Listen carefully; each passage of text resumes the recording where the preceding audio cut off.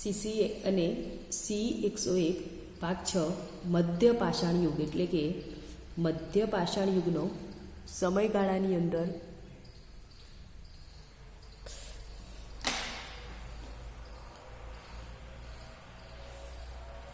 આપણે જોઈએ કે કયા કયા સ્થળેથી કયા કયા અવશેષો મળ્યા છે. તો ગુજરાતમાં આવેલા ટીંબાઓ,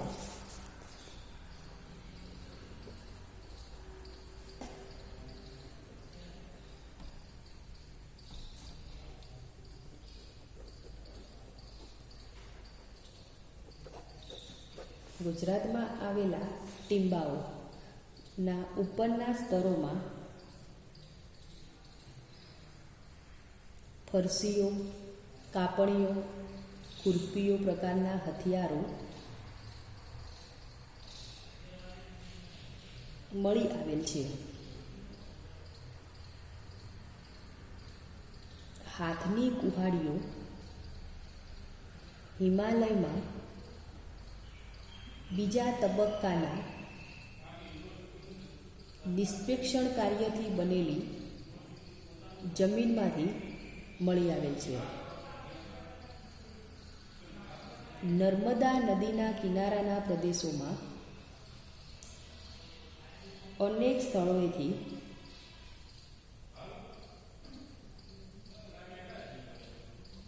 તેમજ તુંગભદ્રા નદીની દક્ષિણે પણ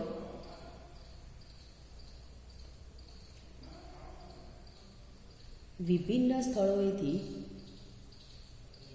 આ યુગના હથિયારો મળી આવ્યા છે.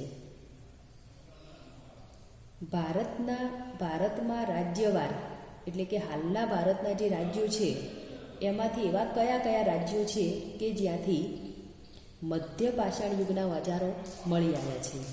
તો એમાં આપણે સૌ પ્રથમ જોઈએ તો ગુજરાત. તો ગુજરાતની અંદર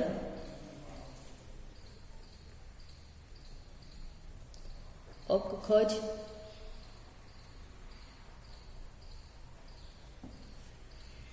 બલસાણા,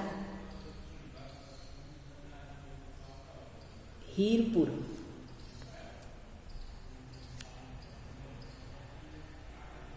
લાગણજ જે મહેસાણા જિલ્લાની અંદર આવેલું છે.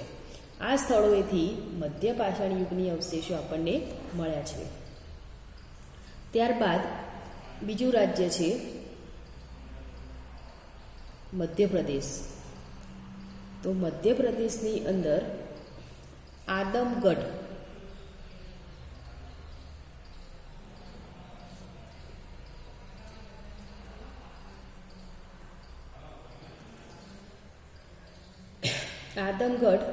જિલ્લો હોશંગાબાદ. ત્યારબાદ ભીમબેટકા નામના સ્થળેથી પણ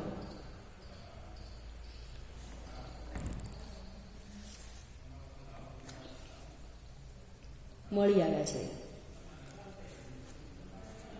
ત્રીજું રાજ્ય છે આંધ્રપ્રદેશ. આંધ્રપ્રદેશમાં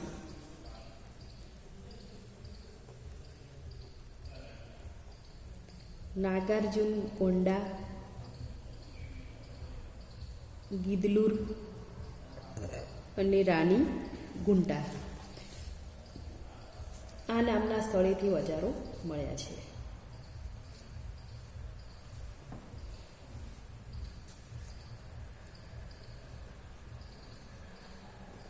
રાજસ્થાન.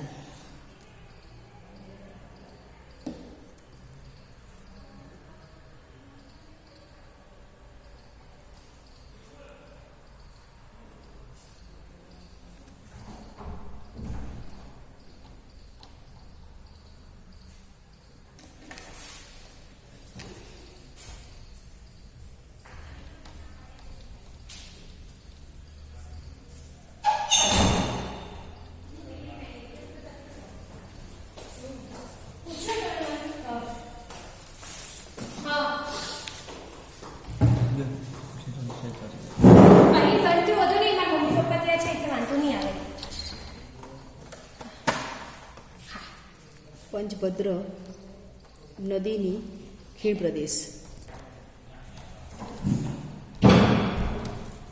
ત્યાર પછી છે ઉત્તર પ્રદેશ. પ્રતાપગઢ, અલ્હાબાદ, મહદડા, માંડો, લખિયાયા વગેરે સ્થળોએથી પણ મધ્ય પાષાણ યુગના અવશેષો મળ્યા છે. ત્યારબાદ પશ્ચિમ બંગાળમાં વીરભાનપુર, દામોદર નદી, બર્દવાન, મહારાષ્ટ્રમાં કાસુસોલ, જલિયેર, બાબાલગો, જલગઢ, કર્ણાટકમાં વેલગાંવ, સંગનકલ્લુ, જલાલહલ્લી, તમિલનાડુમાં પેરીસમુ વગેરે સ્થળોએથી પાષાણકાલીન અવશેષો મળ્યા છે. મધ્ય પાષાણ યુગમાં નાના કદના ઓજારો અને તીક્ષ્ણ હથિયારો મળી આવ્યા હતા, જેમાં બ્લેડ, ક્રોડ, અણીદાર ચાકુ, ધારદાર ત્રિકોણો, નવચંદ્રાકાર દાતરડું, ફાચર જેવા હથિયારો પણ આ યુગમાં મળી આવ્યા છે. મધ્ય પાષાણ યુગની સંસ્કૃતિના લોકો હજુ પણ પાષાણ યુગમાંથી જ હથિયારો અને ઓજારો બનાવતા હતા, પરંતુ એ ઓજારો વધુ લીસ્સા અને સુંદર હતા. હવે તે ખરબચડા અને દેખાવમાં ખરાબ ન હતા. આ ઓજારો સુડોળ સુંદર બન્યા હતા. આ યુગમાં જે ઓજારો અને હથિયારો બનાવવામાં આવ્યા હતા એમાં ધનુષબાણ, ભાલા, ચાકુ, ધારદાર કુહાડી, હળ, દાતરડું, દોરી વીંટવાની ફિરકી, તકલી, નાની હોડી વગેરેનો સમાવેશ થાય છે. હવે આપણે એમના જોઈએ નિવાસસ્થાનો. તો બેલન ઘાટીમાં આવેલી ગુફાઓ અને મોટી શિલાઓનો ઉપયોગ કરીને બનાવેલા આશ્રય સ્થાનો અવશેષ રૂપે મળી આવ્યા છે. આ નિવાસસ્થાનોનો ઉપયોગ તે યુગના આદિમાનવો વિશેષ ઋતુઓ દરમિયાન બચવા માટે કરતા હતા. એ જ રીતે ભોપાલથી 40 કિમી દૂર દક્ષિણમાં ભીમબેટકા પણ તે સમયે માનવજાતે બનાવેલી ગુફાઓમાં તેમજ મોટી શિલાઓ દ્વારા બનાવેલા આશ્રયોનો ઉપયોગ કરતા હતા. અંતિમ હિમયુગની સમાપ્તિ પછી પૃથ્વી પરની આબોહવામાં થોડુંક પરિવર્તન આવી ગયું હતું, કેમ કે હવે પૃથ્વી પર ગરમ અને સૂકી ઋતુનો આરંભ થઈ ચૂક્યો હતો. પાષાણ યુગ દરમિયાન પૃથ્વી ઉપર હવામાં ભેજ ઘણો ઓછો થઈ ગયો હતો. આથી વનસ્પતિ સૃષ્ટિ ઝડપથી અને મોટા પ્રમાણમાં પાંગરી હતી. મધ્ય પાષાણ યુગમાં માનવી હળ તથા બળદોની સહાયતાથી ખેતી કરવાનો આરંભ કરી દીધો હતો. તેઓ છોડવાઓને કાપવા માટે દાતરડાનો અને અનાજ દળવા માટે ગોળાકાર કે પથ્થરોની બનેલી ઘંટીઓનો ઉપયોગ પણ શરૂ કરી દીધો હતો. આ યુગનો માનવી ઘઉં, જુવાર, બાજરીની ખેતી કરતો થઈ ગયો હતો.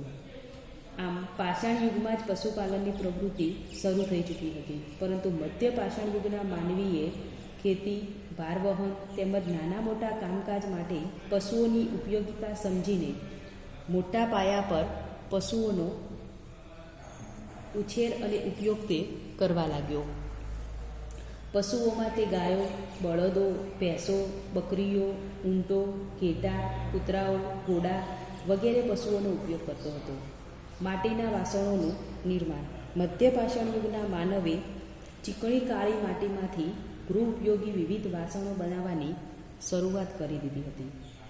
ખેતી અને પશુપાલન એમ બંને વ્યવસાયનો આરંભ થવાને પરિણામે આ યુગના માનવ પાસે અનાજ, દૂધ, દહીં વગેરે ભરવા માટે વાસણોની જરૂરિયાત ઊભી થઈ. સંશોધન એ જરૂરિયાત એ સંશોધનની જનકતા છે.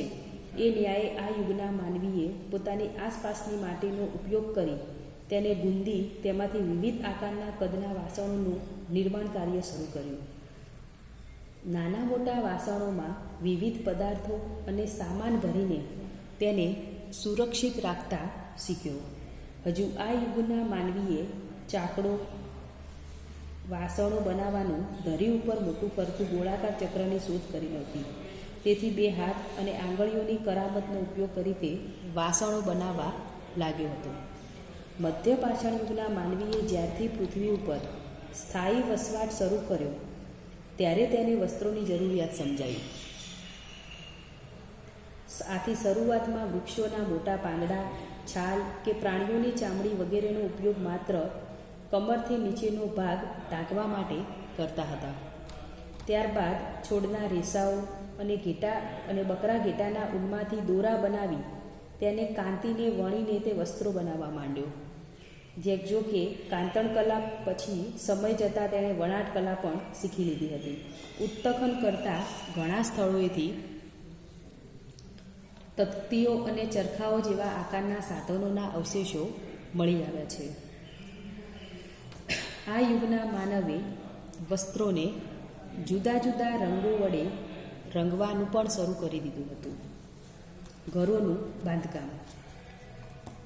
મધ્ય પાષાણ યુગના માનવે પોતાના રહેઠાણો માટે સ્થાયી કાચા માટીના ઘરો બનાવવાનું શરૂ કરી દીધું. આ યુગના ઘરોની દિવાલો લાકડાના મોટા પાટડાઓ, નારિયેળના વૃક્ષોની મોટી છાલથી છત બનાવવામાં આવતી હતી અને તેના ઉપર ચીકણી માટીનો સળંગ લેપ કરવામાં આવતો હતો. જ્યારે ઘરોની છત પાતળી લાકડાની વળીઓ, મોટી સાઇઝના પાંદડા, વૃક્ષોની પહોળી છાલ વગેરેમાંથી બનાવવામાં આવતી હતી અને ભોંય તળિયું કાચી ચીકણી માટીના લીપણમાંથી બનાવવામાં આવતું હતું.